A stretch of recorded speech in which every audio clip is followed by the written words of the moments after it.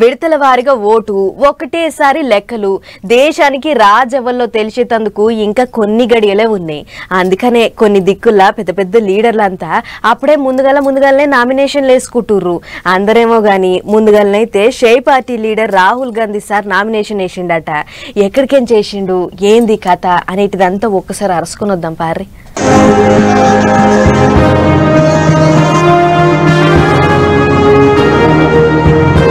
మనం ఆగితే కాలం ఆగుతుందా, గడియారంలో ఉన్న ముళ్ళు తిరుగుడు ఆగుతుందా?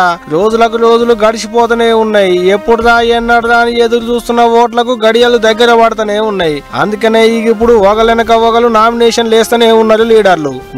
ముందుగాల నామినేషన్ వేసుకుంటే ఓ పని అయిపోతుంది, నిమ్మలంగా ప్రచారం చేసుకోవచ్చు, ఏ తలకాయ నొప్పి ఉండదు అనుకున్నాడో ఎట్టనో గాని షేయ్ పార్టీ పెద్ద లీడరు రాహుల్ గాంధీ సారు లోక్సభ ఓట్లకు ఊరికంటే ముందుగానే నామినేషన్ వేసిండు. మంది మార్బలన్నీ ఎంబడేసుకొని పోయి కేరళ రాష్ట్రంలో ఉన్న వయనాడు కేంచి నామినేషన్ వేస్తున్న కాగితాలను ఓట్ల అధికారులకు ఇచ్చిండు రాహుల్ గాంధీ సారు. ఇక అంతకంటే ముందుగాల కల్పేట పట్టణంలో షేయ్ పార్టీ కార్యకర్తలతో రోడ్ షో చేసిండు. ఇక ఇదిట్టుంటే దేశం అంతా షేయ్ పార్టీ వాళ్ళతో చేతిలో షెయ్యి చేసి తిరిగేటి ఎర్రనలు కేరళలో మాత్రం షెయ్యికి షెయ్యి ఇచ్చిర్రు. రాహుల్ గాంధీ సార్కు ఇప్పుడు ఆడ ఎర్రనలే గట్టిగా పోటీ ఇచ్చేందుకు తయారైతుర్రట.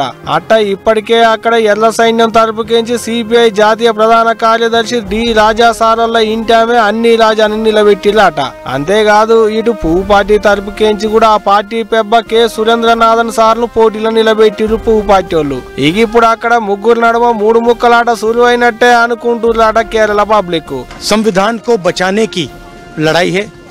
एक तरफ कांग्रेस पार्टी और इंडिया अलायंस लोकतंत्र के लिए लड़ रहे हैं, संविधान के लिए लड़ रहे हैं, और दूसरी तरफ प्रधानमंत्री मोदी जी, अमित शाह जी और बीजेपी के लोग, आरएसएस के लोग संविधान को और लोकतंत्र को खत्म करने में लगे हुए हैं. ఇగో ఇట్టా ఇక తగ్గేదేలే అన్నట్టు తన పతాలేందో చూపించుకుంటా షేయ్ పార్టీ పెద్ద leader Rahul Gandhi sir nomination వేసి వచ్చిండు. ఇటు మేము కూడా ఏం తగ్గమన్నట్టే ఎగస్ పార్టీ వాళ్ళు పతారాలు తయారు చేసుకుంటున్నారు. మరి చూడాలే ఓట్ల నాడికి ఎట్లుంటది ఏంది అనేది గాని మొత్తానికైతే దేశం సూపంతా కేరళకెళ్ళనే మళ్ళిందనుకో రాదు. చూడాలే ఎట్లుంటదో ఇక.